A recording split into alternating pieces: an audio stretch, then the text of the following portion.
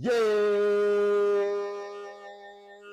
sir. What's poppin' with y'all? Welcome back to another motherfucking episode of the Thin Line Between Genius and Insanity podcast. I want to say shout out to everybody around the world that's tapped and joined the conversation, man. I truly appreciate all love and motherfucking me support, man. Keep building empire brick by motherfucking me brick. Let them know your boy's always been the fly, as high, as cool, as smooth, this motherfucking host of them all. What's my name? Yes, sir. What's poppin' with y'all? Welcome back to another motherfucking episode of the Thin Line Between Genius and Insanity podcast. Hosted by yours truly, OG. No, fuck that. I'm feeling great today. I woke up feeling great today. Episode 221, man. Some shit just never changed. Let them know your boy's always been the fly, as high, as cool, as smooth, this motherfucking host of them all. OG! Hatch, me the fuck going on, man. What's poppin', y'all? Hopefully out there looking good, feeling good, staying safe. It's a whole lot of shit going on. I'm Tristan, man. Each and every episode. So shout out to everybody around the world that's tapped and joining the conversation. I truly appreciate all the love and support, man. If you tap on Apple Podcasts, Google Podcasts, Anchor, Audio, Mac, etc., etc. You know how it go, man. Review the pod, tell a friend, your boy OGHatch got a fucking show. You tapping on OGHatchTV on YouTube. Look, you see I stuttered through that shit. Look, I'm sorry, okay? I understand. Niggas is upset. We a few episodes back on the visuals. Look, man, I've been taking the necessary time, damn it. I've been taking the time to get myself right, bitch. Okay? Do you believe in me? Do you care about me? No, man, those are excuses. I've been chilling. I truly been chilling, but with this extra time I got on my motherfucking hands, man, starting tomorrow, I will be trying my best to upload those episodes down there back to back rapid fire stuff so we can get all caught up with everything, man. Make sure that the audio fans are in cahoots with the goddamn me visual fans. I understand I be dropping the ball, okay? I understand, but leave the negativity for another day, man. Goddamn. There's a whole lot of shit going on, man. It's a lot of motherfucking me, Doc, a lot I want to get into. You see, we started the pod off with that new Drizzy. Wow. Okay, look, I gotta be honest with you niggas, man. I talked about the first, you know what I'm saying, drop the 100 gigs when Drake dropped that shit. He dropped the little behind the scenes footage. And I came on here and I told y'all, I don't give a fuck about none of that shit. When none of that shit get no ride, no play, no motherfucking way. He had that one little song with Young Thug and 21 Savage that was decent. It was typical motherfucking me Drake. But the moment I want to count this nigga out, I gotta be honest with you, he just always comes back with heat. Wow. He dropped another fucking 3-pack. This 3-pack was even crazier. This 3-pack, the consensus was for this 3-pack when you have the No Face, the Circadian Rhythm, and I forget the other one that he had. We had these 3 songs. The production, these songs felt more finished, they felt more polished, and they overall gave more of a Drake feel. The thing about this Drake nigga, it's easy for people to try to count Drake out because after this post-Drake, post-Kendrick Lamar beef, we all waiting on that hit from Drake. The whole thing throughout the beef was he's the hit maker. He gave all you niggas hits. We waiting on the hit maker to make a fucking hit. He's yet to give us an undeniable motherfucking hit. But we not finna sit here and act like dude not giving us quality fucking music. Is it unfair to judge him through these lenses? Absolutely. But it's weird because even in a moment in time where you want to count the light-skinned nigga out, the Canadian-ass nigga out, when he dropped these songs, it's hard for us to truly say these songs are whack and they not good. Because for the last 10, 12, 15 years, Drake has given us the blueprint of what a fucking good song is. Wow. When we hear these songs, I'm not hearing nothing that's new. I'm not hearing a new sound or an artist tap into a new venture. You know what I'm saying? Trying to how he did with the whole Yachty shit. He went and tapped in with the Yachty shit, found new flows, found new swag, found all that shit, whether you like it or not. I'm not hearing a rapper that's doing that. I haven't heard a rapper do that on a large scale since fucking Mr. Morale and the Big Step.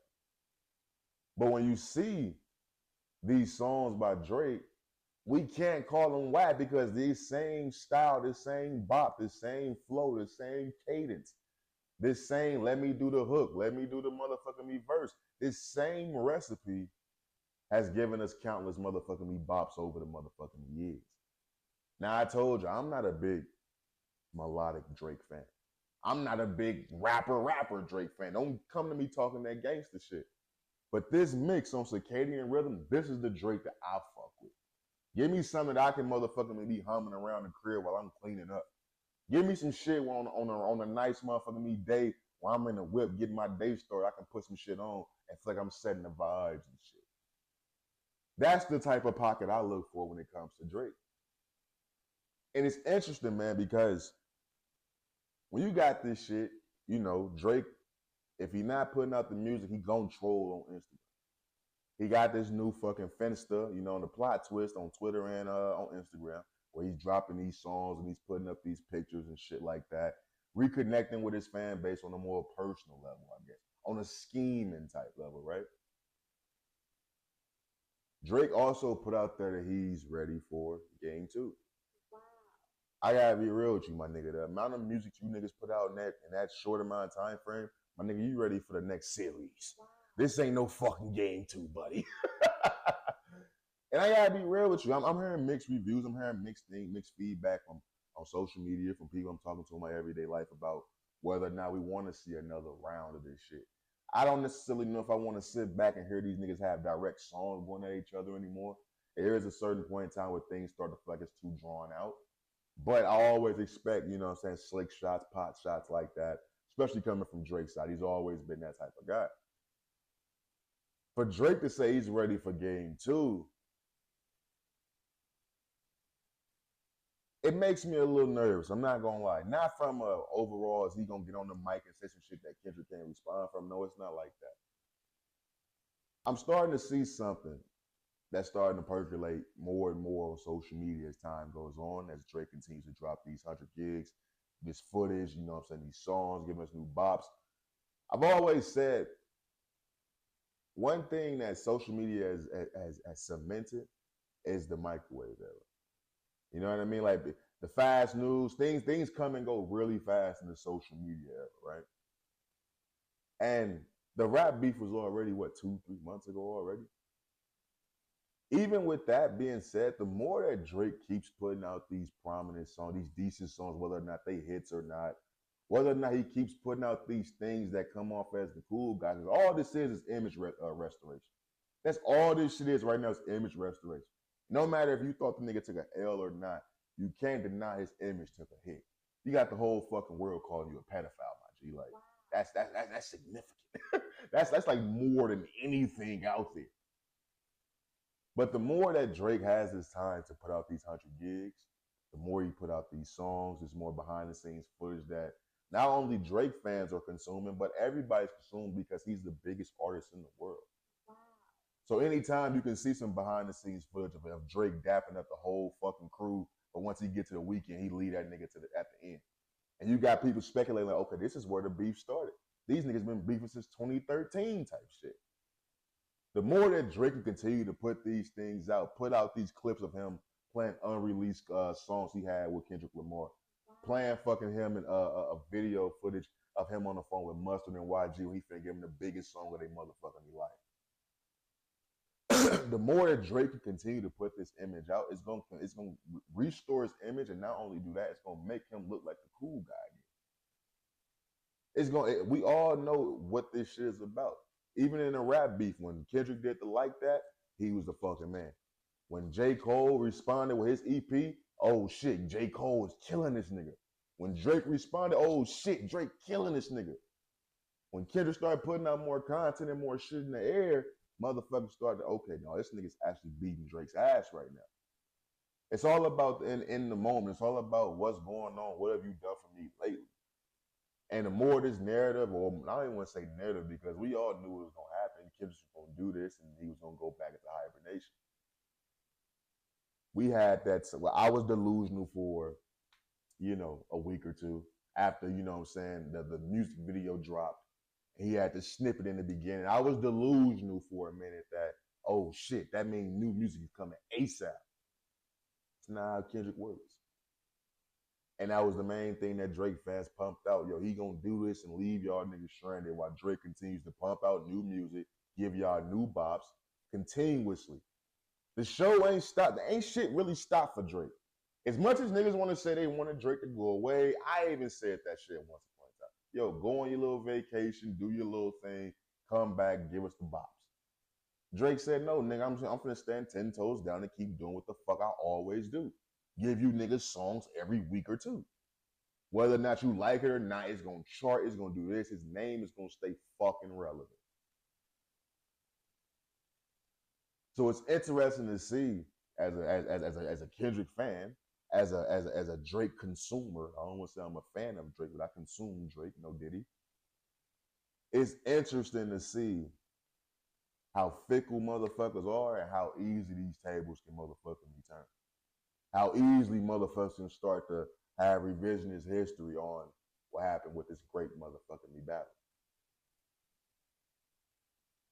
I seen news that, mixed news, motherfuckers said that Kendrick is coming, his album is on the way, he coming soon. Then you got DJ Head, who I've given extreme credibility to when it comes to anything tapped into Kendrick these last 6-7 months, especially revolving around anything related to Kendrick's music, because he was the nigga on the West that was really had a direct link to what the fuck K-Dot had going on.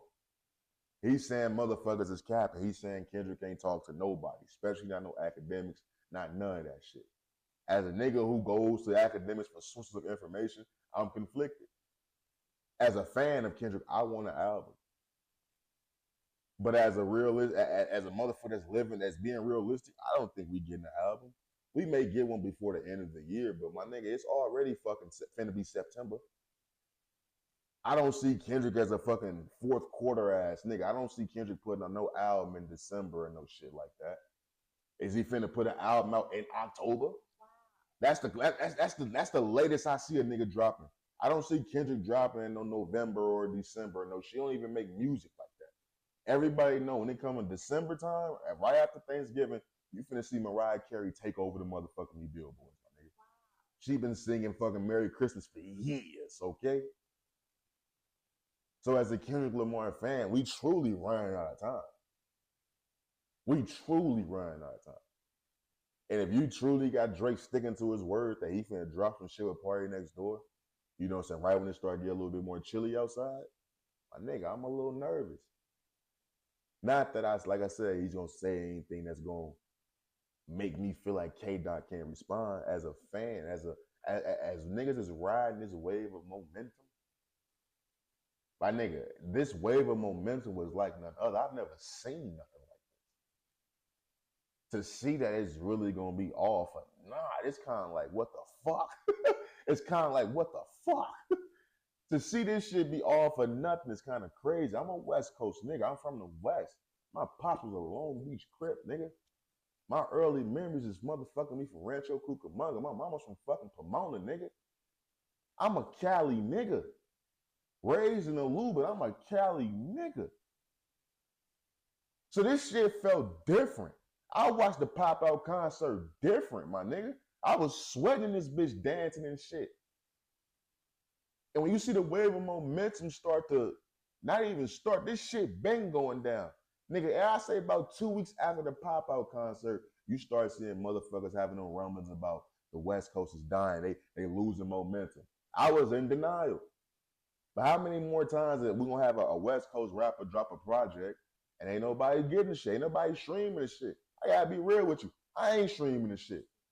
Roddy Ricch dropped. I don't even like Roddy Ricch like that. Mustard dropped. I ain't never even listened to a whole Mustard project. I tried this time, but I can't really remember shit. YG just dropped the project. Now I'm gonna be honest with you. I actually fuck with YG's project. I fuck with YG. Like it's some YG's one of those whack ass rappers that I just think is hard. Like everybody got some whack rappers they just think is hard. Like he just one of them niggas. If you from the West Coast, you just fuck with YG on a whole nother level. It's down there blasphemous for you to say he's whack type shit, right? But YG album only sold motherfucking me 8,000 copies. Mustard album had only fucking me sold motherfucking me like 18K. Roddy Ricch had sold like 20-something K. And it's different. It's definitely different. Impact is definitely what you care about more when it comes to sales and shit, like streaming numbers and stuff like that. But when you talk about the fucking momentum that the West Coast had around that pop out shit, everybody was tapped in with the West. Nigga, I was going to work and motherfucker was playing RJ Mr. LA in that motherfucker. Ain't nobody ever played no fucking RJ Mr. LA. Ain't nobody ever said, hey yo, put that motherfucker me RJ on. Ain't nobody ever said no shit like that. Motherfuckers out here playing RBE, SOB. Them niggas been broke up for years. Motherfuckers is going back playing all old shit. Motherfuckers just had to, the spotlight was on the West, my nigga. What's my boy name? Rimble? Motherfuckers was bumping Rimble like none other out here. Now I'm on the West Coast, so it's not so motherfucking me foreign for me to hear these niggas. But it was turned up to the motherfucking max after the pop out show. I had motherfuckers talking about Meet the Whoops. Nigga, I don't even know Jay Worthy from Meet the Whoops. I know Jay Worthy from doing shit with Larry June and shit like that. When I seen fucking Jay Worthy out there blooding like that, I was fucking flabbergasted. But I got niggas out here bumping that shit right now. So when you see how all eyes was on the West Coast, usually when shit like that happens, you start to see new artists come from the West. You start to see the talent agencies and shit like that put a motherfucking keen eye on the motherfucking West, try to find the next big star out of the West Coast. You start to see motherfuckers tap into that culture a little bit more. I gotta be real with you. Fuck no, that shit's not happening. I don't see motherfuckers around the world. I don't see motherfuckers in the Midwest or in New York or down south crip walking this shit no more. Not like us, it's still a little bop when they come on. Niggas are fuck with it. But you don't see niggas really going crazy like that. You don't see niggas bumping the new Mustard. You don't see niggas bumping the new YG. You don't see niggas bumping the new Roddy Ricch. You just don't see. You don't see motherfuckers grabbing on to the West like we thought they were. And that's overall why I'm fucking nervous about this shit. Because the momentum for the whole culture, for the whole coast, is fucking dissipated. This shit, it's damn near non-existent at this point. We hoping that Kendrick come out with some fucking fire this year. We hoping that Kendrick keep his motherfucking he keep in touch with the West. He keep motherfuckers like YG relevant, Roddy Ricch relevant. He keep doing that, but that's never been his MO. Yeah, he got Baby King. I don't expect that nigga to keep leveling y'all niggas up like this pop out show did. Unless that's gonna be an annual thing, my nigga. That's gonna be something that's not gonna be appreciated worldwide or industry-wide, culture-wide, like it motherfucking me should. Wow. And that's the sad part about it. That's the sad part about it. As a hip-hop fan, as a motherfucker who just want to hear some good tunes, I'm ready for it. Drake, come on, give me that shit. I'm ready for all that shit. Kendrick, come on, you on the clock now, my nigga. Because although this nigga's not motherfucking me dissing you directly, my nigga, I don't know about y'all, but when I got beef with a nigga, and we've initiated war, we got past the talking stages, when we actually, I'm talking about blows and shit and been thrown, my nigga, I'm stepping on everything you got. And you can say, nah, nigga, this music, this a little bit different. I'm gonna give you an example, and I'm gonna move on, because I got a whole bunch of shit I want to get into. We all know about the Jay-Z and Nas beef, right? And we all know, like, historically, like, Nas killed that nigga. Like, Ether is redeemed as what niggas know from the Jay-Z and Nas beef. As a nigga who was born in 95, I didn't even know Jay-Z had, like, direct responses to that song until a few years ago. Wow.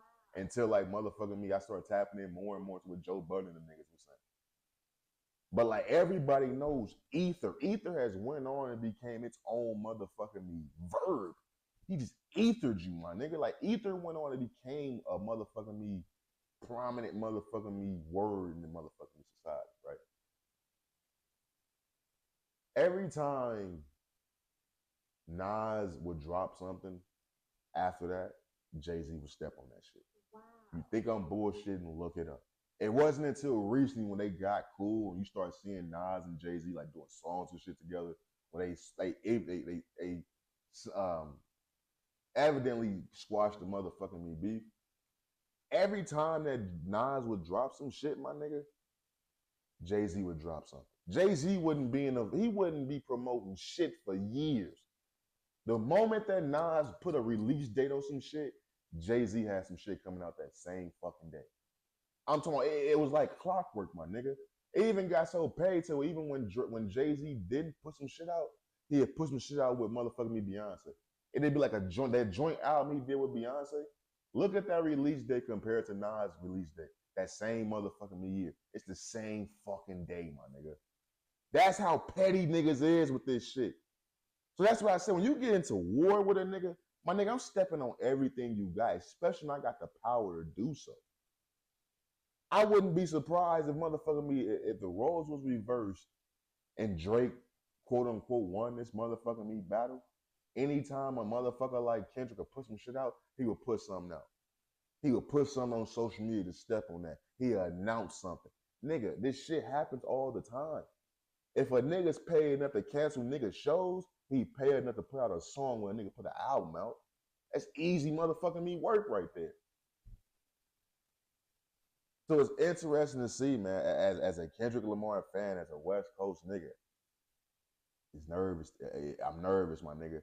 I didn't expect to be getting damn near close to kickoff day in football without a motherfucking me Kendrick song, without new Kendrick music, without a motherfucking me idea, a plan, a release date for new Kendrick shit. But here we are waiting like some fucking fools, man. But moving on, man. You know, I want to get into this clip that's going viral on social media, man. It's about this nigga Cam Newton. Wow. You know, first of all, Cam Newton is a nigga I've always been told I like remind motherfuckers if I look like him and shit like that. And I think it's important for me to say I can't stand Cam Newton, guys. Like as a person, I don't fuck with Cam Newton. Like when he be talking this shit, he one of them niggas that he just so fucking stupid. But he think he's so motherfucking right. He one of them stupid niggas with money. I ain't gonna lie to you. That's how I view Cam Newton. As a football player, he's a fucking stud. As a content creator, he's a fucking stud. But as a nigga, I couldn't smoke a blunt with Cam Newton. I wouldn't have a session with Cam Newton. I just wouldn't. He's one of them dumb niggas with money. So when a dumb nigga get money, you really can't tell him shit. And that's one of them niggas that Cam Newton is. But that's the type of nigga I've always been linked to this nigga. And it grinds my motherfucking gears, cuz it really motherfucking does. But it's interesting because Cam Newton is going viral because he had this interview on this podcast with this doctor, with this female doctor. And it's funny because every time Cam Newton goes viral and it's a story about women, never truly a good thing. Like it's always something that kind of makes Cam Newton like a fucking dickhead, right? But in this clip that goes viral, I want to play a part of it, and then I want to give my response, give my 2 cents. Let's play this. Let's go. Okay, so you're creating. Let's go. A lot of people see my situation and not think that I'm not type. What situation? Okay, so I'm not married. I have beautiful children. How many? 8. How many women? 3. And this is the kicker. I want more. By multiple women? What's the intent? I just want God. About your wife? I just want God to bring it. I just want God to bring it. My desire to get married is lower than my fear of divorce. So, as you had said, Dr. Brian, you said it, I didn't say it, I will agree. I'm just taking my time. You're not taking your time. I am, though. You're being very action-based. You're not taking your time. I'm taking my time. You're being very action-based. You have 8 kids with 3 different women. Yes. You are creating, procreating, and multiplying. That is not taking your time. You're being very selectively active. Okay? So you're creating, and disclaimer, the kids are innocent. They are beautiful and amazing. Anything I said has nothing to do with them babies. But you are proactively choosing where you want to be active at and where you want to take your time. You want to take your time in having a wife because of your own fears.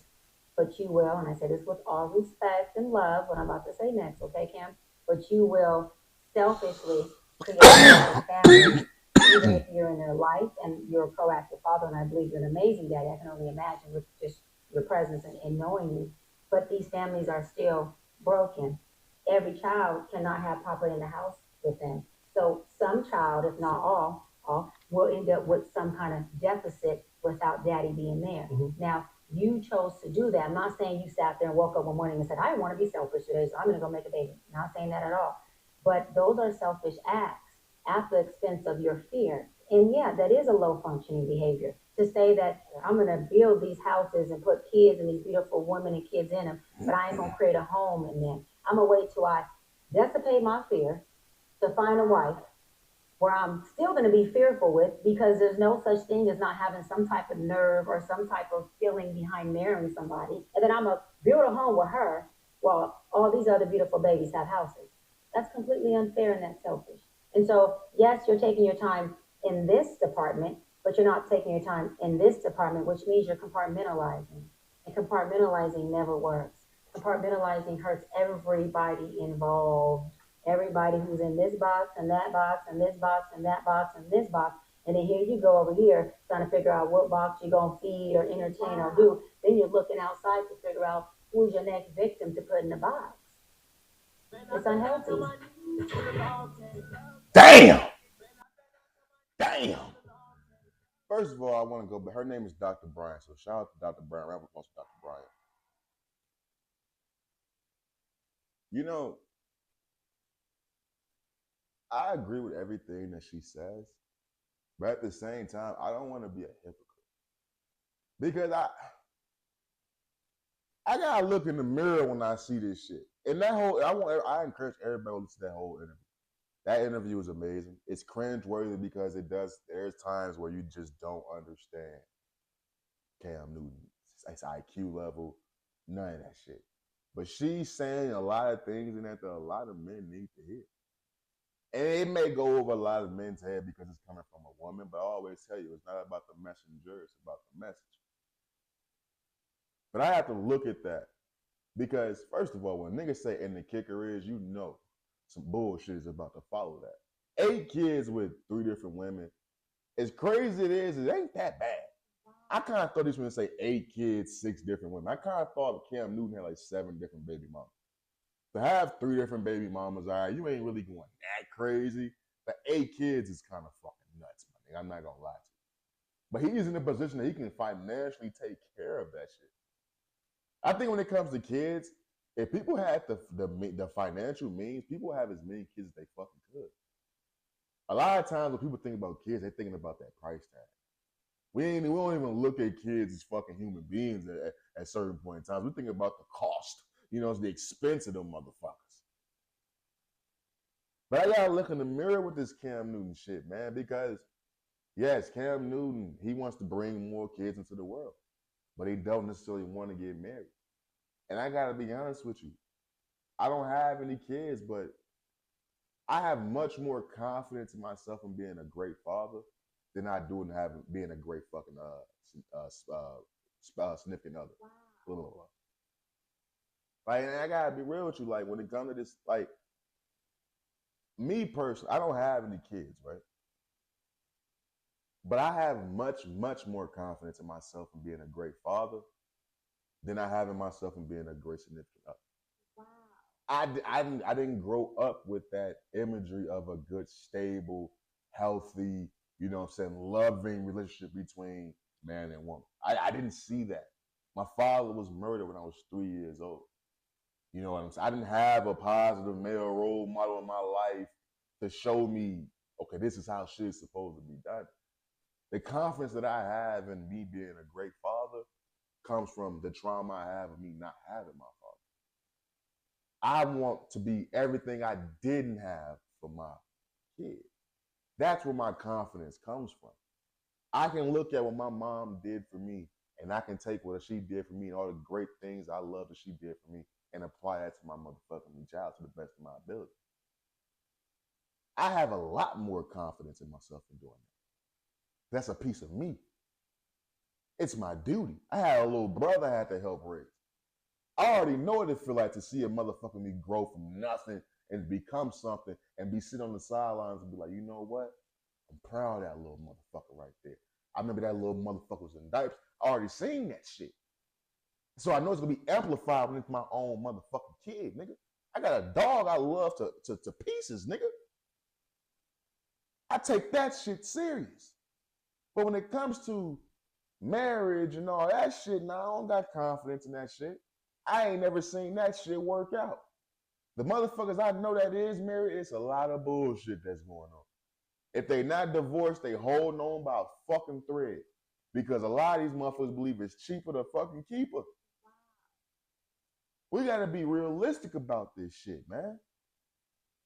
So I had a whole lot. When I first seen this shit, I was gonna come to this motherfucker and light Cam Newton ass up.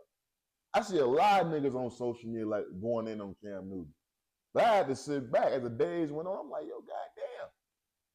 I might be Cam Newton for real. Like the 8 kids thing, you know what I'm saying? That's a little crazy.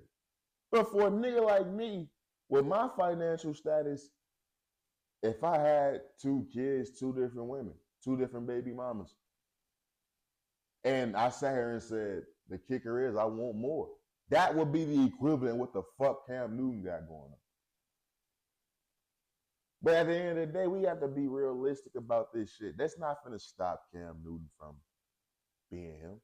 It's still gonna be some woman out there.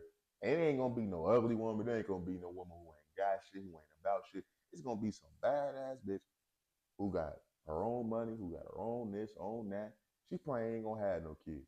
Who gonna look at Cam Newton and be all over that shit. Be all over that shit.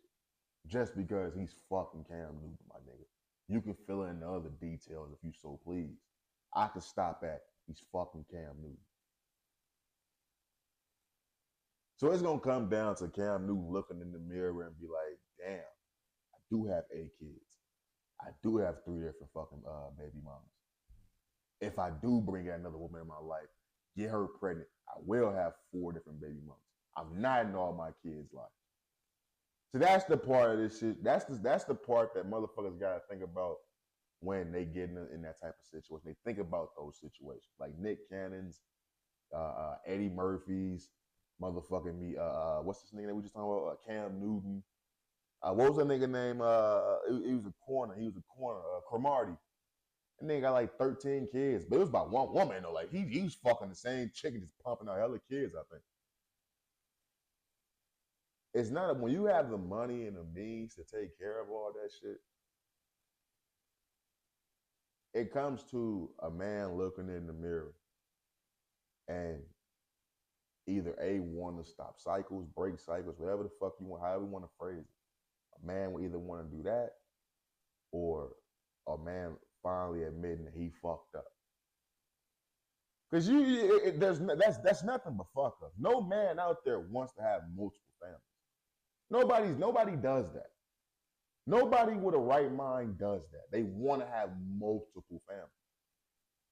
A lot of times when niggas got multiple families and multiple baby mamas, it didn't work with the first one. And niggas just moved on with their motherfucking life. But if you ask any man out there, 9 times out of 10, he's gonna tell you. If he could choose, if he could start it all over, he would have his family with one woman. So that's why, like, on the other end of the spectrum, as much as I can relate to this Cam Newton shit, I have to pull myself out of the motherfucking me doofus dumb niggas club, because I ain't that fucking stupid. Have I had some encounters where I could have possibly had some kids? Absolutely. I'll be fucking. I'm 29 years old. I've been fucking for a minute.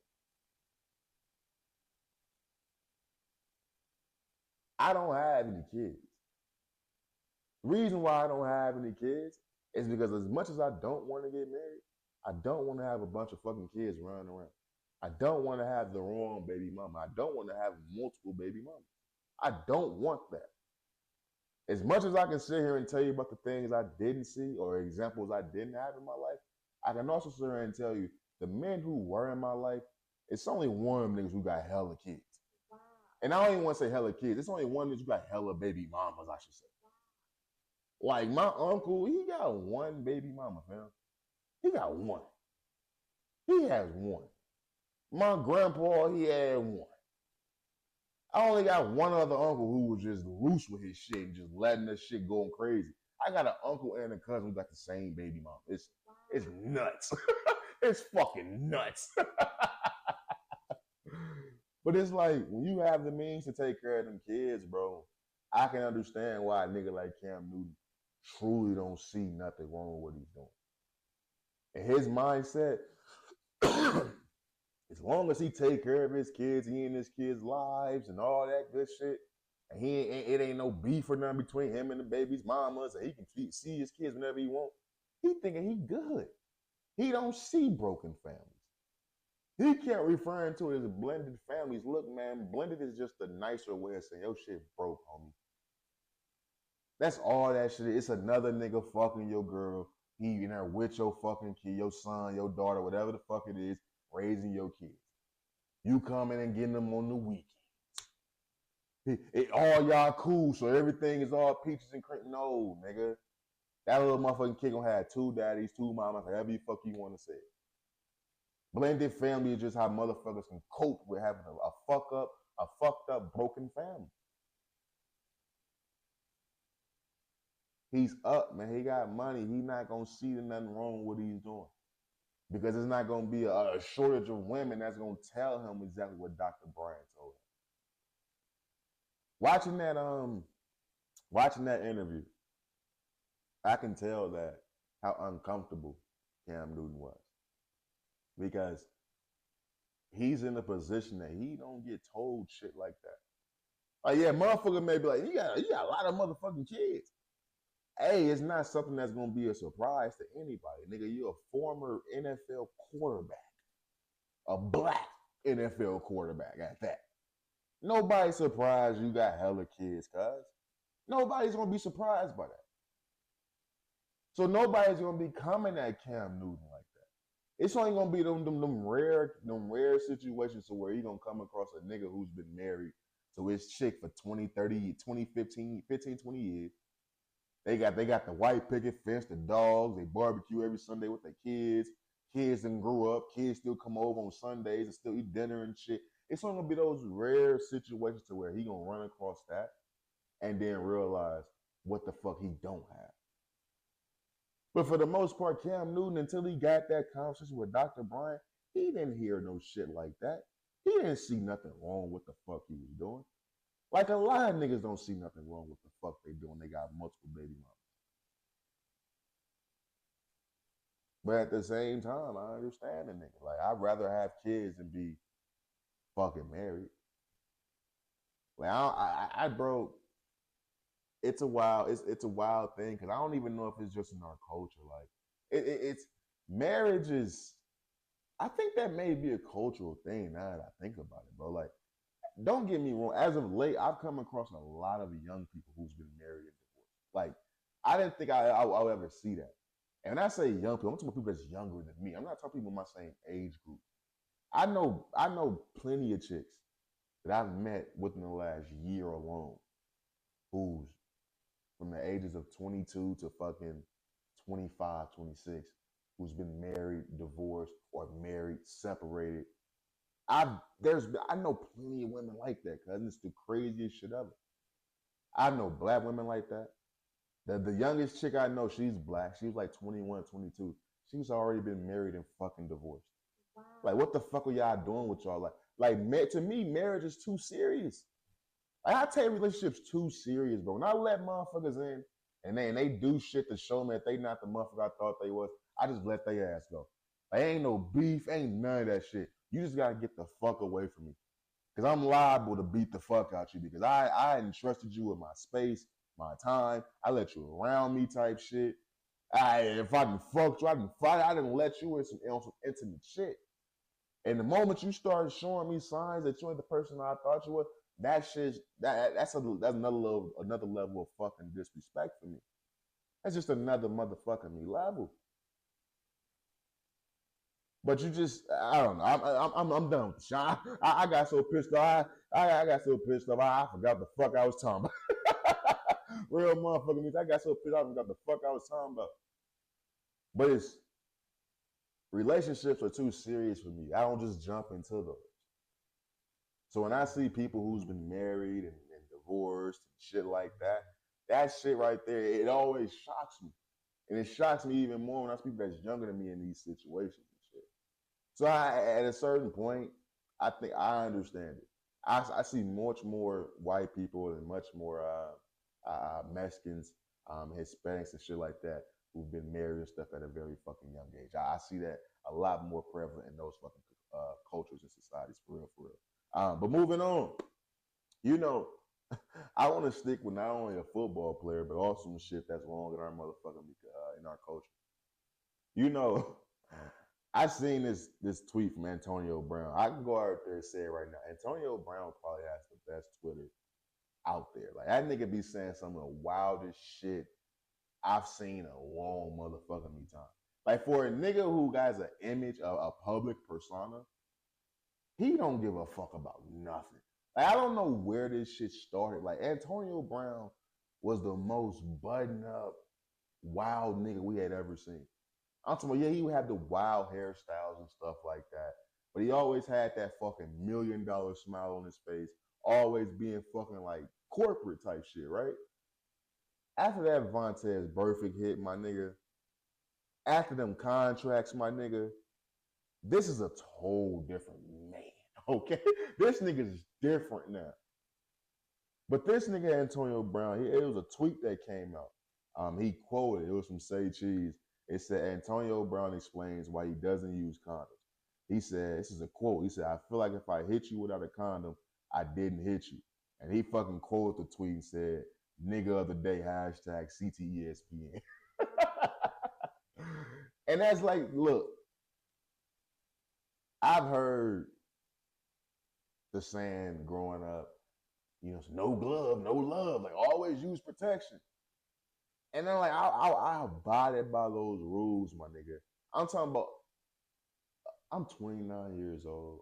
I say up until like a year and a half ago, I really started to like get lackadaisical with the whole condoms. I'm gonna be real with you. And that's not something I'm proud of. That's not something that I even want to keep saying like that. But I was very buttoned up with my sex life, right? Like condoms, all that shit. All that shit. Niggas, and I'm niggas, like let me make sure I'm niggas. I'm part of niggas. Niggas will fucking rather take that motherfucking me risk than put that motherfucking me condom on, bro. Wow. That's just real shit.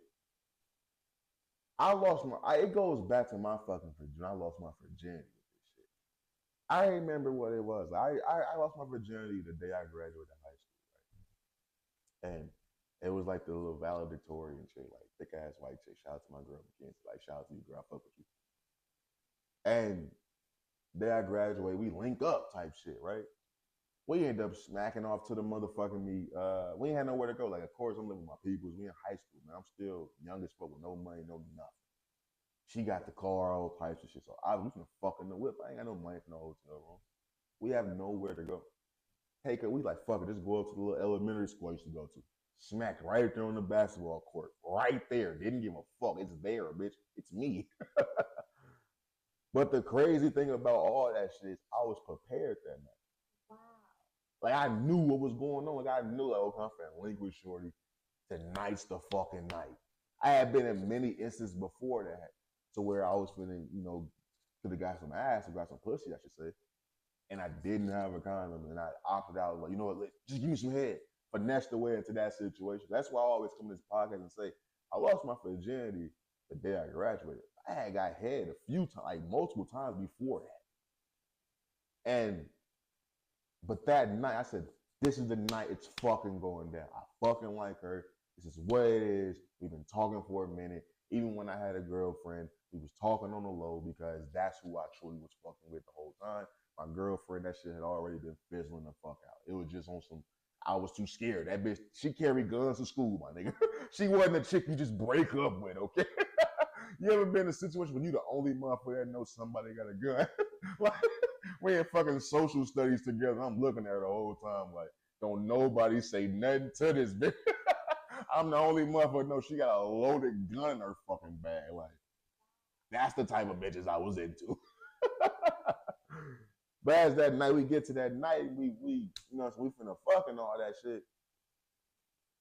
Mentally, I tell myself, I check my pockets, and I just didn't find the condom. Like, fuck. I pulled, it was like bunny ears. I pulled the fucking pockets out, and no condom. And in that moment, I just didn't let that stop me. But as I reflect back on it, man, I didn't pat my fucking pockets. I didn't check them fucking pockets.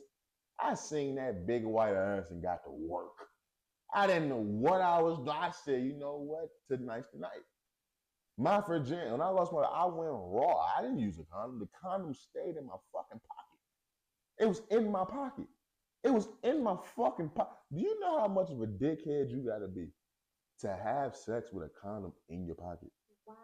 This is how my sex life started, guys. I'm being honest. I'm being honest and vulnerable, okay? No judgment. You know when you go to fucking what's that, Planet Fitness, and they say judgment free zone, no judgments here. Apply that here, bitch. But that's what niggas do. Niggas will risk it before they go home that night without that person. Like, that's just really what it is. Niggas will be like, she seem clean, her feet don't stink, her breath is okay, like it ain't reeking or nothing like that. Like, maybe I'm gonna be okay. And you turn out you fucking burning.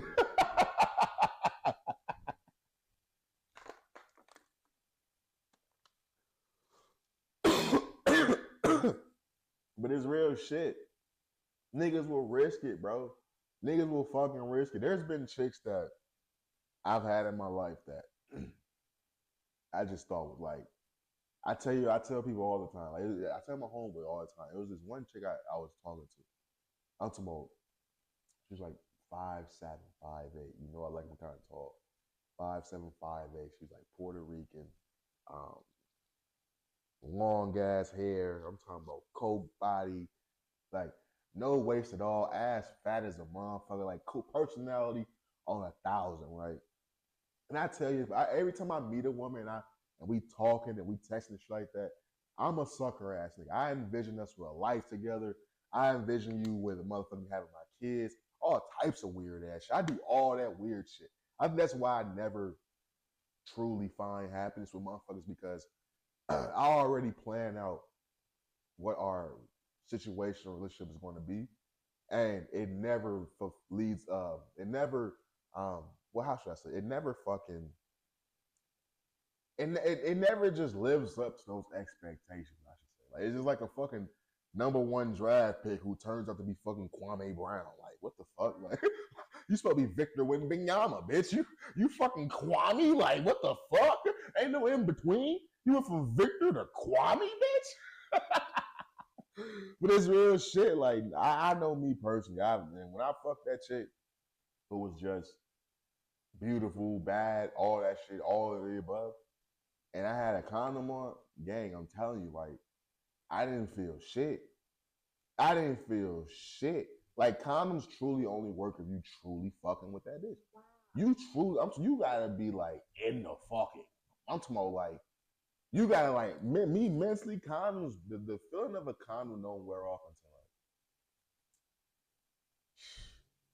like 50, 75 strokes in that motherfucker. Like, once I get like 75 strokes in, cool. Like, yeah, I feel all this pussy. But the first 45, it's like, yo, shorty, what we doing? Like, come on, man, pour this bitch on. Let's be grown. Let's be fucking grown.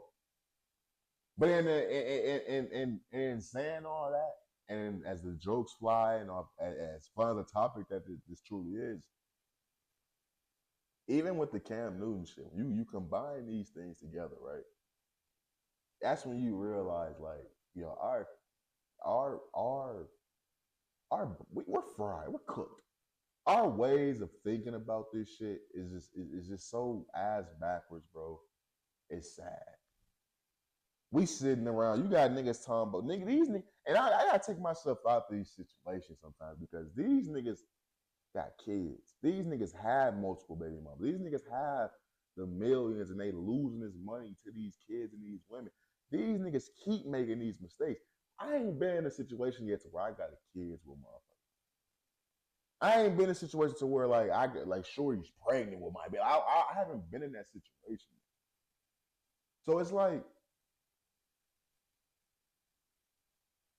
we look at this shit so ass backwards where you got niggas who got things to lose that still be like, yo, I gotta hit you without a condom. Like I feel like I didn't fuck you. Like you got niggas with millions and shit to lose who like, yo, I ain't getting married, but I give you a baby. Like this is what niggas in our society, niggas. These is where our wealthy black men are established black men. This is what their mindsets are. And it don't change from their mentality to the niggas on the block mentality to the nigga that's in the studio right now mentality. We all got the same mentality. We all thinking the same fucked up thought process. That I would much rather have a baby mama than a fucking wife. That I would much rather hit this bad bitch without a condom just to be like, I know I hit this bitch. That's what all that shit is about. He ain't saying he hit this bitch because of the feeling, the sensation, or the intimacy, none of that shit. This is about men, mentality, pride, ego, conquer, and divide. That's what this shit is about. Read between the motherfucking lines, my nigga. This shit is about conquer and divide. Niggas that's running around, I want more kids. God willing, just bring them all in type shit. That's niggas trying to conquer and divide, planting seeds everywhere. Conquered that bitch, got that bitch, got that bitch, got that bitch, them my kids. Nigga like Antonio Brown, fuck it, he ain't gonna take it to the 10 like Cam Newton did. But bitch, I'm gonna hit you without this condom because bitch, I fucked you, ho. Yeah, conquer and divide. This is all male pride, ego, bullshit. That's all this shit be, man. And that shit fucks us up and makes us do stupid ass shit. Put us in situations that's super fucking stupid. I'm talking about super fucking stupid. And it'd be up to us to finally look in the mirror and be like, you know what? Let me stop this bullshit. Let me stop playing these childish ass motherfucking games, man. It truly be up to us to do that shit, man. It truly motherfucking be do. Real shit. But moving on, man. Let's get into this fucking Mark Zuckerberg shit, man. Wow. Yo, so news came out about Mark fucking Zuckerberg. Mark Zuckerberg had, the founder of Meta, formerly known as Facebook and Instagram, admits that he regrets working with the Biden-Harris administration by censoring the information online during the COVID era. Wow. In a letter to the chairman, Jim Jordan, the House Judiciary Committee, he writes that he regrets working with the Biden-Harris administration, which repeatedly pressured Meta's team for months to censor COVID posts, including satire and humor. He also said, I believe the government pressure was wrong, and I regret that we were not more outspoken about it. Wow. This is very interesting because, censoring people, is one of those things that's it's one of those, it's one, how can I say this? Censoring people is a double-edged sword. And the reason why I say is because I do believe some people need to be censored.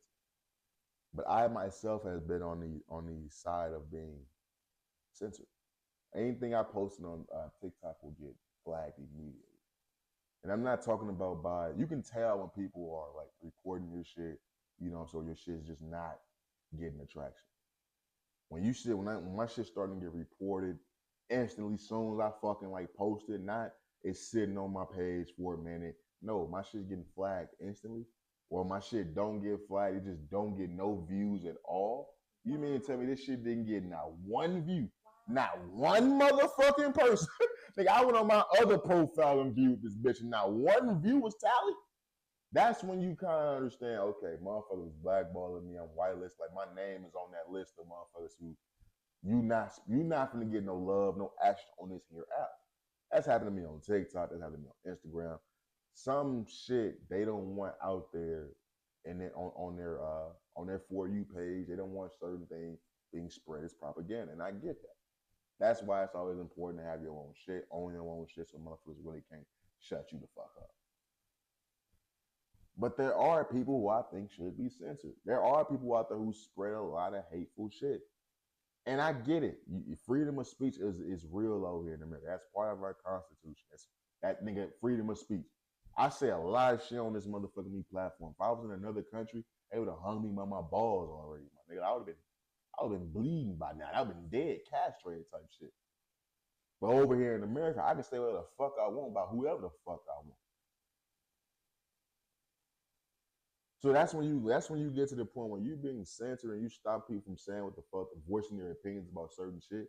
That's the problem you run into, especially when you're talking about something as serious as COVID. COVID is one of those things, bro. It's either you took this shit super serious or you didn't take it serious at all. Like, there was no in between. At first, I didn't take this shit serious at all. The thing that got me taking COVID so serious is how serious my mom was taking. And I'm somebody who I've already lost my father. I can't fathom anything happening to my mother. So when I seen how serious and how scared my mom was, like my mom was scared, my nigga. She was staying away from her fucking kids. Like that's when you know my mom was staying away from her kids. No, something's wrong. She's scared. She's terrified. She wasn't leaving the house. She and that motherfucker triple masked up. Like she was never terrified, dog. So when I seen that, I went and got vaccinated to go around my mama, to be around my mama, so my mom can hug me, love me, kiss me, without thinking about she finna die in 72 hours. Wow. That's why I went and got vaccinated. And I regret, I'm not gonna lie to you, ever since I got vaccinated, bro, I'm always sick. Like I was a motherfucker who was never sick. Like I was never fucking sick. Ever since I've been vaccinated, bro, I'm always sick. Like my fucking, I be in pain and shit. Like there's some things that's been going on since COVID, bro. I'm gonna be real with you. Ever since I got vaccinated, my nigga. But COVID was such a real, that's the day the world stood still, my nigga. Like, have you ever seen that movie? Like COVID, the whole world stood still, my nigga. Everything got canceled, shut down. Everybody in the house. Like, nigga, everything stopped. Everything shortage of a blackout happened, my nigga. And I've been in blackouts before. I remember that one summer in St. Louis, nigga. It was a blackout. Nigga, for a minute. Nigga, the streets was on fire. On fire, my nigga.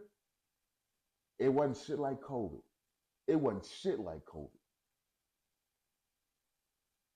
So it's like when in a time like that where you're censoring people from voicing their opinion, no matter if you want to call it jokes, no matter if you want to call it people who spread propaganda, conspiracy theories, no matter what the fuck you want to call it. When you start shushing people just to make sure your voice is even louder, that's where you have a motherfucking problem. Especially on something as silly as social fucking media. Wow. But it makes me wonder, in election year, you know what I'm saying, when you have people like Zuckerberg coming out saying, yo, the Biden-Harris administration did this. We worked with them to censor you, to spread information about COVID, to stop this, that, and the third, to do this, to the point to where Zuckerberg is fucking coming out saying, I regret doing any of this shit. How can you then turn around and vote for Kamala Harris? Wow. How can you do that? And I'm going to say it again. I've yet to hear a motherfucker tell me one good reason why the fuck they going to vote for Kamala Harris that don't got nothing to do with Trump. Wow. Can't nobody tell me. Can't nobody fucking tell me. So when you couple that with this bitch who's cosplaying as a black woman was pressuring Zuckerberg to fucking censor you, censor us, the Americans, to censor the same people she's telling to vote for her. How the fuck can you sit around and do that? How can you turn around and run your ass to the polls and vote for a bitch who was telling you to shut the fuck up and dribble? Wow. How can you do that? How can you do that? And look, to all the friends of the show, I ain't telling nobody to vote for nobody. You vote for who the fuck you want to vote for. That's not gonna make me look at you no type of way. But I can't do nothing but tell you where I stand on certain shit. There's not a way in motherfucking hell. As somebody who loves this content shit so much, I hate social media. I hate social media. I very well may be in my own way of becoming the greatest to ever do this shit because I hate social media with a passion. My fucking mental health is triggered by social media. It just truly is. So that's why I can't tell you what to do. But as somebody who loves this shit, who loves my opinion, who values their own opinion entirely too fucking much, a motherfucker that's trying to censor me, you would never have my vote. You would never have my vote. I'm talking ever.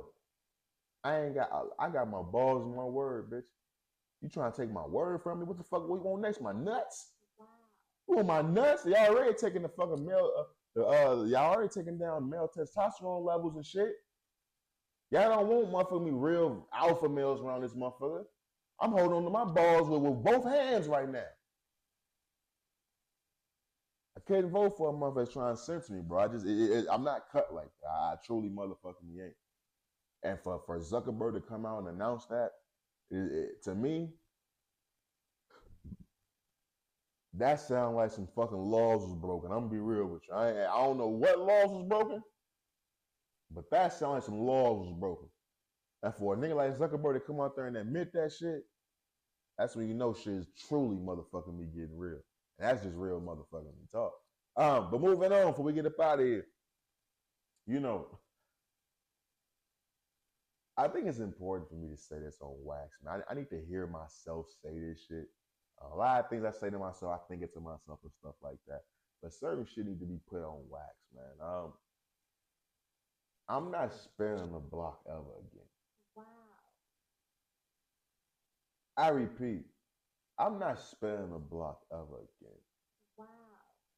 You know, I had to, I was smoking the other day, right? And this came after, you know, somebody that, you know, I was cool with, who was kicking it. You know, I truly fucked with. You know what I mean? It's like I watched a show called The Challenge, right? And it's like when you have somebody in your alliance and then they fucking like vote you in to get eliminated, to going down to elimination. And it's like that betrayal. You just like, what the fuck? Like, we've been working with each other this whole fucking time. Like, I would never say your name. It's like, if you've seen the show, you know what the fuck I'm talking about. And as somebody I'm a closed off person. Like, the people who have access to me, they've known me forever. I'm not a person that's easily accessible. You know what I'm saying? Even with this podcast, like, I just put it out and I go in my little corner and do my thing. Like, if you like it, you like it. If you don't, you don't. You know what I'm saying? But the people I bring in, I've always spun the block because I valued the person that made me decide to bring them into the fold. I take that shit serious. I'm very protective of my own spirit. You know what I'm saying? My time, my emotions, all that shit.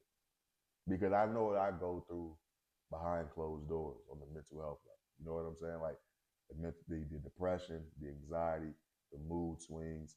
I go through all that. And a lot of times for the people that I bring into the fold, let's just be real. I'm talking about bitches. I'm talking about women. Let's just keep it. I ain't talking about no niggas. Like, I ain't even cool with niggas like that. Like, I don't bring niggas into the fold, my nigga. Like, you cool to a certain point. You know what I mean? For the women that I bring in, like, I spin the block because I know what it took for me to bring them in. And I much rather continuously go back through that bullshit with them than continuously make that mistake with new people. Wow. Probably a fucked up way of thinking about things. I'm pretty sure I'm not alone in that way of doing things, right? But in doing that, spinning the block and, you know, continuously giving motherfuckers chances or continuously fucking certain chicks and stuff like that, continuously giving motherfuckers access to you, it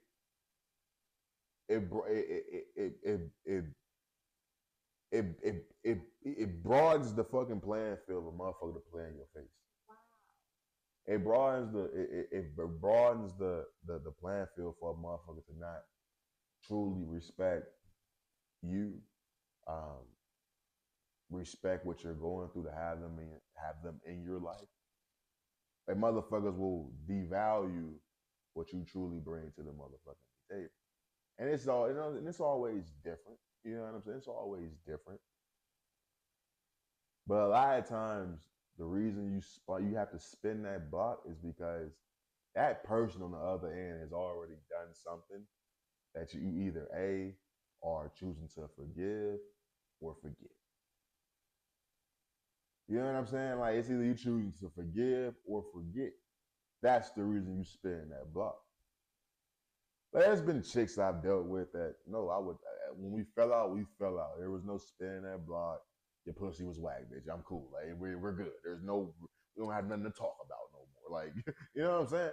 But there's women who, hey, she got certain shit going on to where I won't mind spitting that fucking block. You know what I'm saying? And it can be different things. It can be a sexual thing. It can be a communication thing. It can be a comfort thing. And a lot of times when I bring women into the fold, it's never about the sex. You know what I mean? Like, sex is like, I can fuck whoever I want. You know what I'm saying? Consensually. You know what I mean? It's always a comfort thing. I've yet to meet a woman out here in Arizona that's, that I didn't know from high school and stuff like that I can truly be myself with.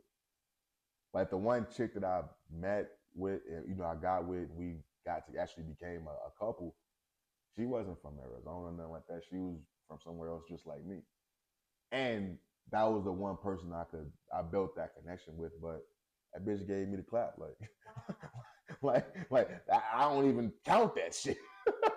I got too comfy. I got too comfy. But I haven't met that person. So even when I meet a woman that even gives me a little bit of comfort, I bring them into the fold because I look at that, I can build on that type shit, right? But it always ends the same way. The same reason why I stopped fucking with you the first time is always the same reason why I stopped fucking with you the second time, the third time, and so on and so forth. And I think it's like that for a lot of motherfuckers. I think that we all like that, but we always spin that block because it's the familiarity with a motherfucker. You know what I'm saying? It's the starting over. It's the meeting new people and the going through the whole what you doing text and what's your favorite color and what type of music you like. Don't nobody want to keep going through that bullshit ass phase with people. You know what I'm saying? Especially when you is just trying to fuck. You know what I'm saying? It gets kind of annoying. So it's important for me to come on here and establish from this point on, I'm not spinning the block no more. Even if we were just fucking, like, it's a reason why we was just doing that. Like, I can't keep fooling myself and acting like I see certain things and so, like, we not doing that shit no more. And even vice versa, like, you don't look at me and keep squinting your eyes and seeing Denzel, bitch. Like, no, leave me alone. Leave me alone. Hey, that's for everything. That's for everybody. Like, it's just, I'm on some real peace, positivity, and wellness type shit, like, and health. Like, I'm just on some other shit right now. Like, I don't really see nothing from nobody that in my past what they can bring to the table for me in the future. I just don't, like, and that's not me trying shit. I know some great women. Great women. You know what I mean? I take that back. I know some decent bitches, bro. I know some eye hoes, all right?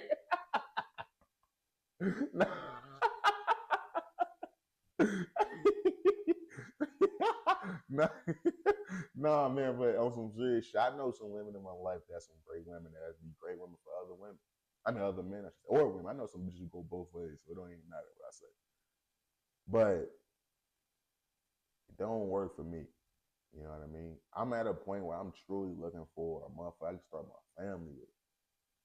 And then maybe that's the conflicting point of all this shit. Like, a lot of times when I look at these women nowadays and I think about me getting serious with a motherfucker, I think my overall fuck up is that it's never about the love between me and that woman. It's always about the love between me and the kids that me and that woman gonna bring into the world. Like, it's so weird. Like, when I think about women, I never think about what we're gonna be like 5, 10 years from now and the love and matrimony between us two.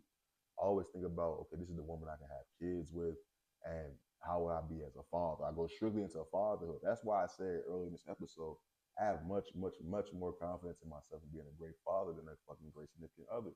because I don't view women as the motherfuckers. I don't view women as people that I necessarily, or people that I need in my life for myself. It's like I be wanting, like when I want a girlfriend, I want those things. I always think about when I'm lonely, the things I want, the connection that I have with the women I did have. Like, for example, the woman I did make my girlfriend, I thought I was gonna be with her for the rest of my life. I'm not gonna bullshit you. I truly thought that because I was that locked in with her. You know what I'm saying? But I never. But after a certain point in time, it wasn't about what she was gonna be doing for me for the rest of our lives. It was that she's gonna be the mother of my kids, and I'm gonna be the greatest fucking father of all time. It's never about me being the greatest fucking husband or boyfriend, nothing like that. You know what I'm saying? So it's just a little bit. It's definitely a little bit motherfucking me different. Um, but that's where I'm at in life.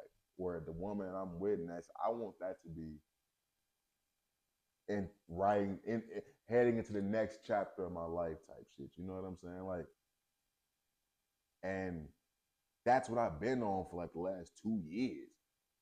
I just ain't found that person. So it's gonna be some people listen to this shit. They're gonna be like, nigga, you was not moving like that. Like, yes, I was, but it just wasn't panning out how the fuck I wanted it to, because I honestly think my approach to the situation, I should say, was just off. I can't be looking at women as fucking, you know, fucking baby makers. You know what I'm saying? Like, I can't view them as that.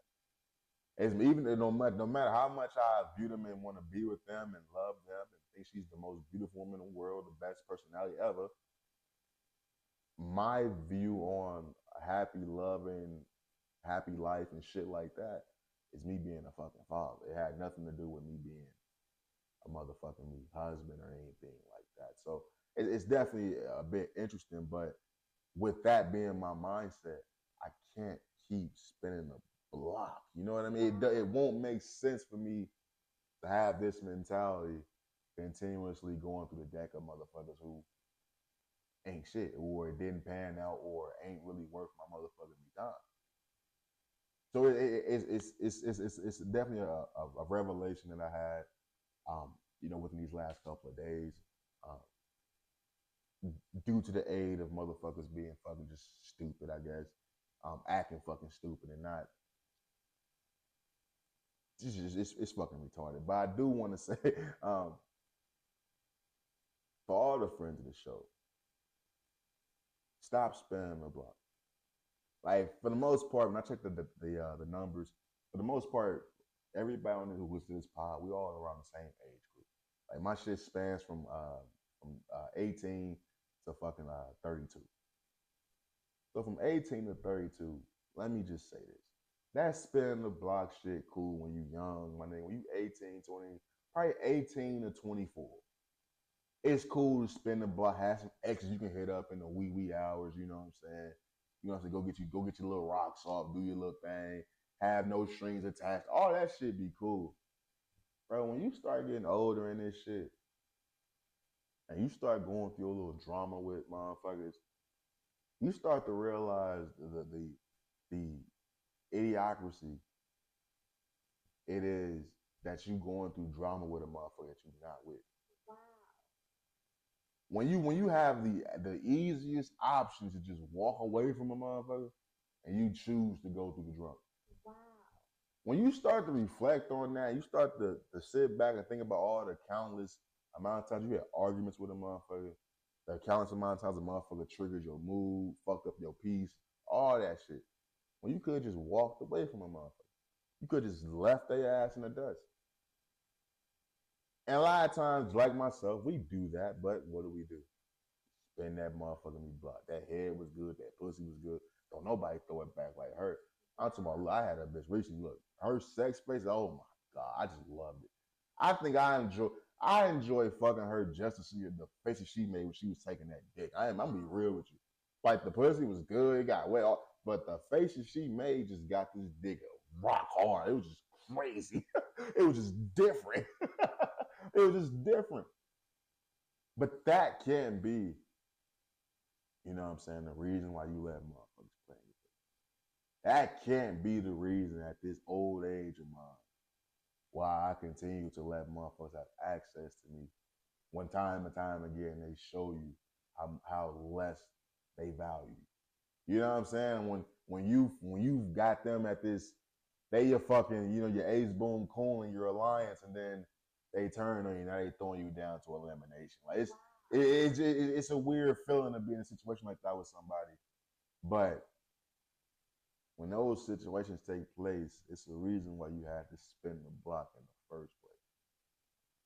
So you just gotta stop spinning the block, man. You gotta stop letting people playing your motherfucking me face, man. You truly motherfucking me do.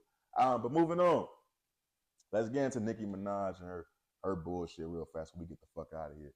You know, there's been new details and new footage from the investigation room from Kenneth Petty, Nicki Minaj's husband, from his rape case 30 years ago in 1994. There's misleading tweets out there saying he admitted to raping this woman.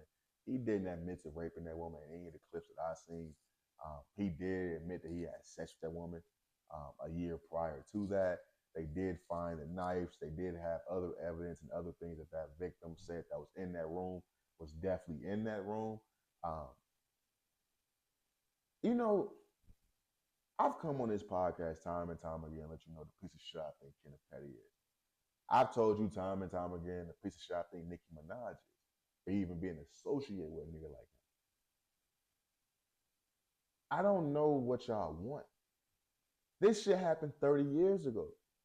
He went and did his time. Like, no, I'm not about to keep getting mad every time y'all want to keep releasing some shit from the same case. That's the evidence that they had to send that motherfucker to prison. Now, whether or not you want to fuck with him or not, that's up to you. You know where I stand on the situation. The simple fact that Nicki Minaj is married to this man, gave this man a kid, that lets you know everything you need to know about her. The simple fact that her brother was in prison for what the fuck he was doing. She's tied to too many motherfucking sexual predators, my nigga, for me not to look at her a certain fucking way. And this ain't a bitch in the hood who ain't got shit to lose. She know what she got to lose. And she's okay with standing by that man. This shit is a reflection upon all you Nicki Minaj fans. All you motherfuckers who sitting back saying love who you love. I scream that shit from the top of my lungs for motherfuckers who ain't never did no sexual deviancy shit. For motherfuckers who ain't never raped nobody. For motherfuckers who ain't, you know what I'm saying? Did you see the knife that nigga used? The knife that they say this man used was as long as my motherfucking me legs, my nigga. No bullshit. Any bitch gonna get that pussy if you put that knife up against their fucking neck, nigga. But this is the reflection of all you motherfuckers who sitting back championing Nicki Minaj. Because she got on that motherfucking me Instagram and told y'all he never had sex with that woman. She told y'all that she was 16, he was 15. She got on that motherfucker and lied to all you motherfuckers. Now, whether or not she knew the facts, I doubt it. I don't think that nigga actually admitted to raping the bitch to Nicki. I'm pretty sure he played the whole I ain't have a lawyer shit. Well, that's the same shit Nicki said. He got railroaded because he didn't have a lawyer. I'm pretty sure that's his story. He stuck to that shit. I'm pretty fucking sure. But as Nicki Minaj, when you see this video come out, that he's admitting to them fucking, he wasn't sitting down with a detective. He was in that bitch with the ADA, my nigga. I didn't watch too many episodes of Law and Order. When the ADA is in that motherfucking room with you, you're cooked. They got all the evidence they need, my nigga. They finna read you your rights. You finna be in a courtroom that next Monday getting sentenced, my nigga. Sent up the fucking hill. So I want to know what Nicki Minaj was thinking when she saw that video, her husband, her baby's father, the motherfucker that she got living with her that has her address listed on the goddamn sex offenders list. I want to know what the fuck she was thinking. Because I'm going to be real with you, my nigga. I mean, when your name, your address, and all this shit is on the sex offenders list, you can't be surprised by shit that come out. You can't. The fuck you getting mad for, ho? Like, honestly, what the fuck is you getting mad for? You should have been prepared. You got the money to go against this shit. You good. You ain't with a nigga who ain't got nothing in this history. Ain't no mystery, no nigga history that you dealing with. The nigga you dealing with is a known convicted fucking rapist. He's a fucking gang banging rapist. That's what he is. That's what he is. Whether or not we was in that room when he did that shit or not, that's the jacket he gotta wear. And you okay with it. You sucked and fucked that nigga after that. You married that nigga after that. You champion and parade this nigga around your arms after the fact. So now that there's video footage coming out from back in the day, because you knew that nigga back then too. So now there's video footage coming back from back in the day. She probably don't even give a fuck. As much as I want to be a fly on the wall, when she saw that shit, she probably didn't give a fuck. She probably went in the fucking studio and started yelling and yelling at motherfuckers on Instagram Live and shit. I want to say some drug related stuff, but she's suing motherfuckers who ain't got no views. Like, I'm gonna be real, I'm terrified. These motherfuckers be rappers these days, but they suing bitches. Bro, Nicki Minaj is suing motherfuckers who ain't got no views. Like a motherfucker with less views than me, she's suing, bro. It's the wildest shit in the world. So I'ma just stick it to the motherfucking facts. I don't fuck with Nicki Minaj. Nicki Minaj is a piece of shit. And especially when you got clips like this existing about your husband, rumors and shit like that. Look, you had to fucking get out my crib. Why? Because you fucked my little sister. My stepsister, not my real sister, my little sister. Which people don't like, oh, Yeah, she was 12, bro. Like, you older than me. I got her by 4 years. Oh, shit you on, black? Kind of shit you on. When you got clips like this circulating, you know what I'm saying? When that shit exists, when you got clips like, can we play this, please? Can we play this?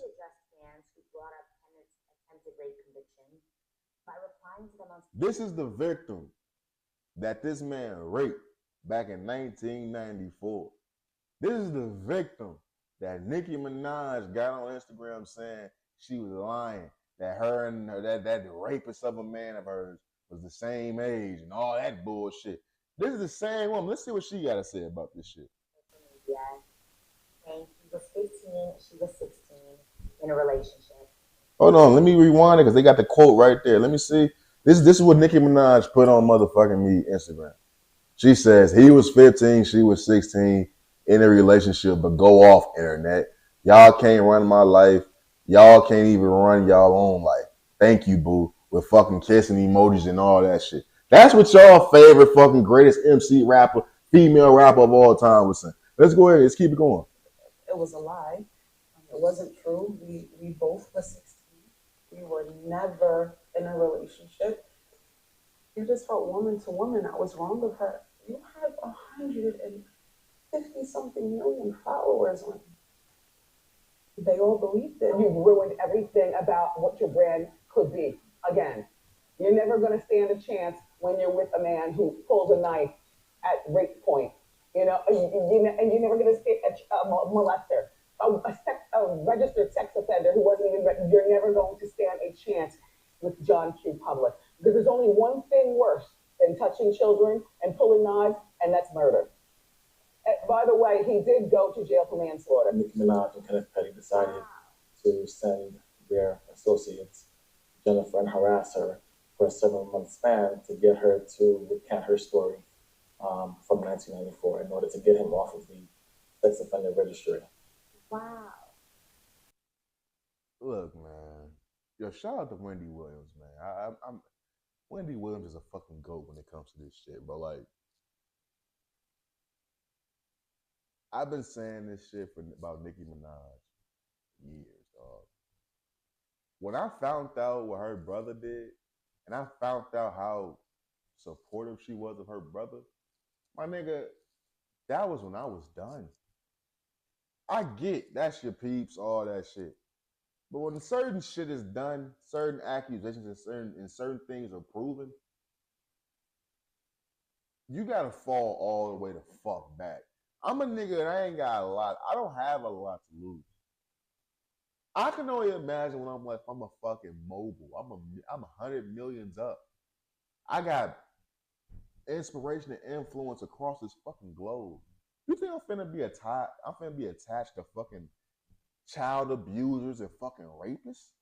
Wow. This is a choice by this bitch. This ain't some shit that she got trapped into. This is a choice by this bitch. Like I said, when those clips like that exist, as a motherfucker who got shit to lose, what the fuck is her representation saying? What is her mama saying? What is her best friend saying?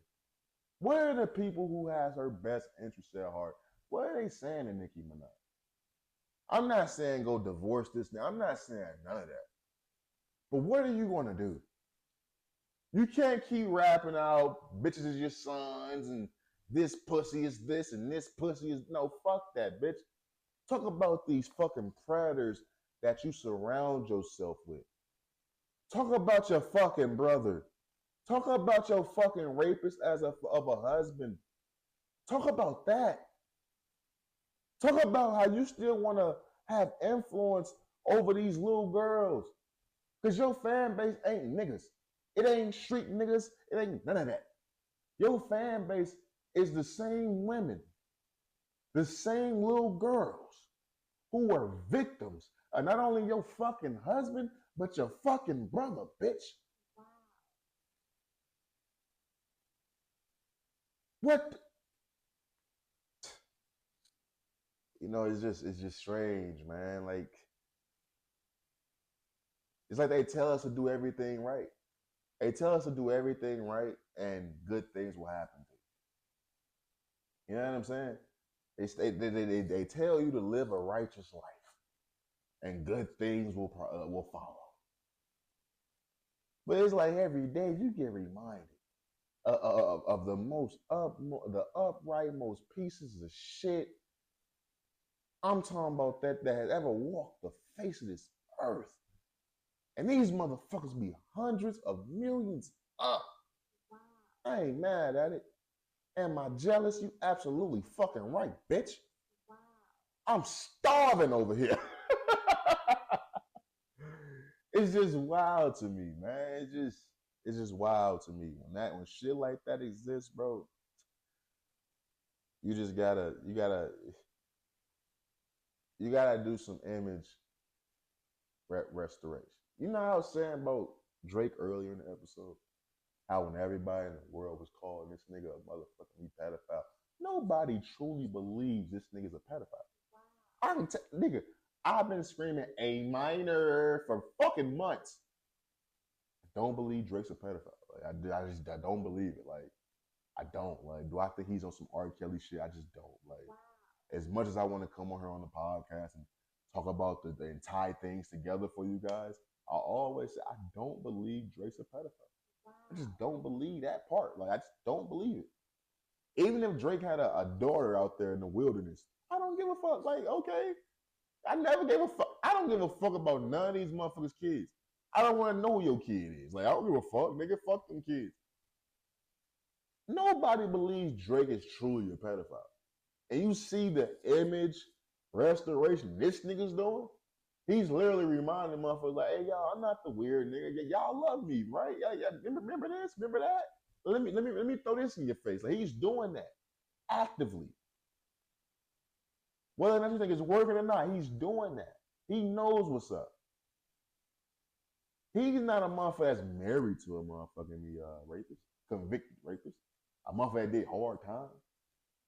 He's not related to a motherfucker that's in prison right now for doing some shit with kids. That's all Nicki Minaj. That's all Onika. That's that bitch. So it's like with all this shit going on, man, I don't think we're gonna hear no, rebuttals from Nicki. It's just gonna be another fucking rant on Instagram Live or whatever fucking new radio app she got now. You know what I'm saying? Going on a rant, talking about some stupid ass fake beef between, other female MCs that don't nobody give a fuck about. Like, it's just gonna be some more bullshit. Some more straight bullshit. And it's the same thing. Like, it's a wild ass analogy. It's the same thing with that nigga Kevin Durant. When he went and joined the Warriors, you knew the world was gonna be on your ass. It's just as a man, you gotta be man enough to fucking take that shit head on. It's Nicki Minaj. You knew what was gonna be the backlash when you fucking allowed this nigga to be back in your life. As a woman, how you gonna handle this shit? The world truly motherfucking me wants to fucking know.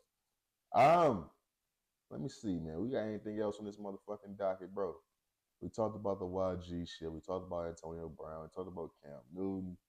Talked about this nigga Kenneth Petty. Talked about Zuckerberg. We talked about me. Talked about Drake being ready for round 2. Kendrick possibly about to drop. Yeah, but we talked about a lot. This episode, we over an hour and a half in the fucking yo. It's time to get the fuck out this bitch, man. At this moment in time, man, you know how the fuck I give it up, man. DJ, drop that fire ass beat, my nigga.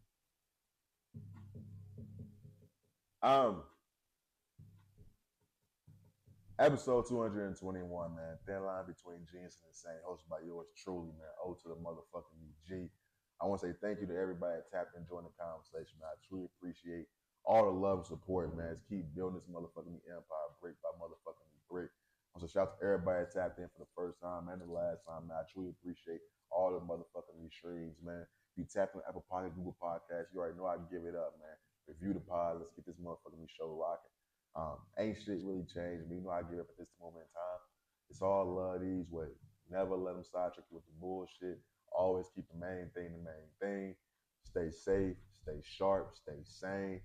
And how's this episode? We out this motherfucker. I ain't gonna lie to you. Episode 221. Thin line between genius and insanity, man. Before we get the fuck out of here, I want to say,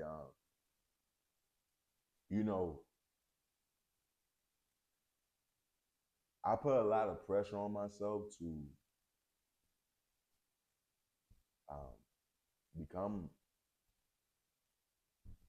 the person that I always wanted to be. And it's so nerve-wracking, and I hate it because I didn't have huge goals, dreams, none of that shit growing up. I truly just wanted to have my own family, and I wanted to be financially stable enough to have my own house. That's all I ever wanted. Like, all my life, all I know is living in apartments. You know what I'm saying? So, it's like I know what I want, but it's like I don't know how to get there. You know what I mean? I think a lot of that comes from me not having my pops around. A lot of things I'm learning on my own, so it's a lot of trial and error with this shit. And that's everybody. I'm not trying to say I'm in some anomaly ass space or nothing like that. But it's like I know what I want, and it's just and it gets very aggravating because I just don't know how to get it. You know what I mean? And when I think about what I want more and more, I find myself making decisions that just don't add up to me getting the things that I want. You know what I'm saying? It's like I had this hard time. I'm in this moment in time right now where I'm easily obtaining the things that I don't necessarily want, but it's cool to have. And I'm having a fucking hell of a time obtaining the things that I want. Like the things I need, I never have a problem getting. I know if I need it, I'm gonna get that shit regardless. But it's like the things I just want. You know what I'm saying? It's just I can't obtain it, and it's so fucking nerve wracking, bro, and it gets me all on edge because it just makes me think something's coming down the line. I don't know if it's gonna be good or bad, I don't know if it's, you know what I'm saying, something's gonna be payoff in it at the end, like finally type shit, or it's gonna be one of those things where it's like, what the fuck? Um, so it's nerve wracking, man. I think that lends to why I kind of tailed off with the pod these last couple of weeks, with just the promotion of it and the visuals and stuff like that. It's the mood swing factor, man. This slump has lasted a little bit longer than I expected it to, but this was a great episode. You know what I'm saying? I want to make sure I say thank you. And shout out to everybody that sat there and fucking with your boy. I truly appreciate you joining the fucking conversation. New merch is coming very, very motherfucking soon. It's getting a little bit more chilly. So that just lets you know that drop is coming very soon, man. We working on the last designs for my hoodies is fucking being wrapped up right now. I'll probably be wrapping that up tomorrow, to be honest with you. So I'll look out on my Instagram, on my social media for updates about the new merch drop that's coming very, very soon.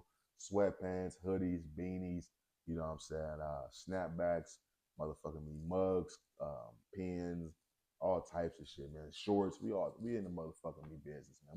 We doing our motherfucking me thing, man. But with that being said, I love y'all, and I holler at y'all, and I holler at y'all, man. Peace.